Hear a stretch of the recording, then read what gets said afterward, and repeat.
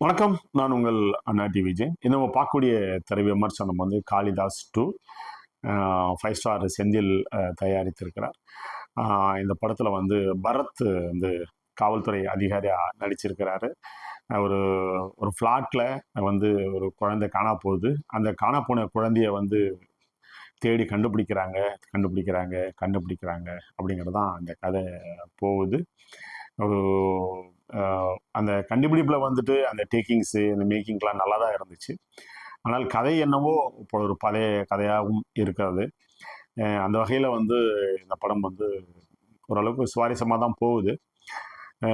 இந்த கடைசியில் வந்து இந்த குழந்தைய கண்டுபிடிச்சாங்களா இல்லையா, அந்த குழந்தை இருக்குன்னா அது வந்து இறந்து போகுது. அதை கொலை செஞ்சது யார் அப்படிங்கிறது வந்து கண்டுபிடிக்கிறாங்க. அதை பல்வேறு இன்வெஸ்டிகேஷன்ஸ்லாம் வந்துட்டு நடக்குது. அதெல்லாம் ஒரு சுவாரஸ்யமாக தான் இருக்குது.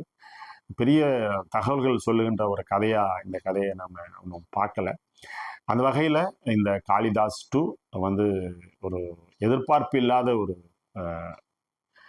ஒரு இவர் தான். அதனால் வந்து பரத் வந்து முந்தி மாதிரி வந்து ஒரு ஸ்டெமினா பவர்லாம் இல்லை. பரத்துக்கு வந்து கொஞ்சம் உடல்லாம் வந்து கூடி போச்சு, நடக்க முடியல. அவருடைய நடையும் சரியில்லை. ஒரு காவல்துறை அதிகாரியாக வந்து எப்படி இருக்கணும் அப்படிங்கிறது பண்ண முடியல, பார்க்கவும் முடியல. அவருடைய நடை பாவனைகள் எல்லாமே மாறி போச்சு.